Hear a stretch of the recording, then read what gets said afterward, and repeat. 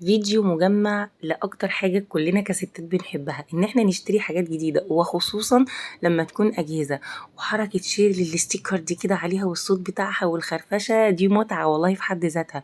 ده فيديو مجمع لمجموعة سيدات اشتروا تلاجات، ربنا يا رب يكرمنا كلنا ونشتري التلاجة اللي ب15 مليون الف جنيه دي. تجنن تجنن التلاجة عايزة مطبخ لوحدها، بس ما اللهم بارك تجنن عقبالنا كلنا جميعا. فهي متعة بقى، يعني كل واحدة بتستمتع وهي شارية التلاجة كده ومنزلة فيديو بتورينا المتعة في تيك تيك تيك شيل الايه الاستيكر من عليها. حبايبي دي تلاجة على التكنولوجيا، ان شاء الله ان شاء الله ان شاء الله ربنا كريم وهنجيبها ان شاء الله. مفيش حاجة مستحيلة. كل حاجة بقى بصوا، بس انا من الناس اللي ما بشيلش كل حاجة بالمنظر ده بصراحة، ليه بقى؟ ان في اولاد وفي كل حاجة، وان شاء الله ربنا يكرمني الفترة الجاية واصور لكم تلاجتي الجديدة لما اشتريها اللي هي دي باذن الله. باذن الله يعني هوريكم ان انا مش هشيل كل حاجه، يعني انا بحب في بعض الحاجات كده اخليها عليها الاستيكر بتاعها لاسباب معينه، مع الوقت ومع الاستخدام والله هي بتحفظ الحاجه برضو. لكن هي متعه، احنا المشتريات في حياتنا كستات متعه، اجهزه بقى متعه، مكياج متعه، لبس متعه، ويا سواد ليله الراجل اللي مدي مراته باسورد الفيزا، يعني الحمد لله الحمد لله. ف كل حاجة جميلة بصوا بقى، وحتى يعني هي لسه شايلة من عليه ستيكر بس برضو لمعتها. احنا بنحب نحافظ على الحاجة كده، حلاوة البدايات يا جماعة. بصوا يعني ما شاء الله شاشة بقى وتاتش وكل حاجة كل حاجة نتمناها بصراحة.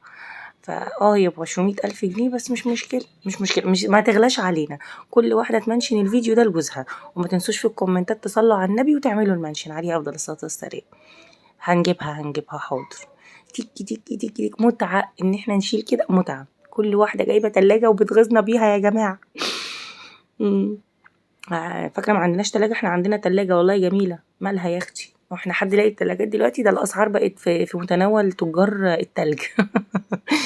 والله العظيم الحمد لله على كل حال، اللي عنده حاجة يقول الحمد لله، لان اللي اشترى خلاص اشترى والله فعلا. بص بقى دي تلاجة سخنطوطة خالص يا ناس، حلوة قوي والله دي بقى حلوة، يعني تلاجة صغنطوطة خالص. ايه فايدتها؟ ايه لازمتها؟ الله اعلم. المهم ان هي تلاجة صغنطوطة حلوة، هتاخدها في ايدها وهي رايحة في اي حتة. بص بقى شالت اللي حتى اللي من بره ده، انا افتكر ان انا تلاجتي من ساعة ما اتجوزت لسه ليها على البيها البتاع اللي من بره ده والله العظيم، هي والديب فريزر ما شلتهمش.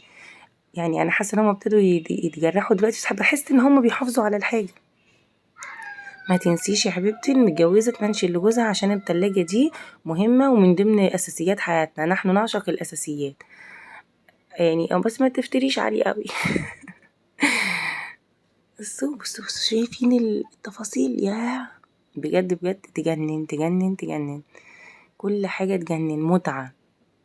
انا بالنسبة لي ان انا اشيل ال ال التلاجة كده، افتحها وانضفها واملاها بقى، كل حاجة متعة بالنسبة لي بجد. يعني بص حتى الجاروف اللي بيشيلوا بيه التلج ده يجنن يجنن، كل حاجة مرتبة ومنظمة. احنا نجيب التلاجة ومش مشكلة بقى ايه الحاجة اللي في الشقة، حتى الفرن. بصوا الفرن والله راحة نفسية. جميل ما شاء الله ما شاء الله ما شاء الله.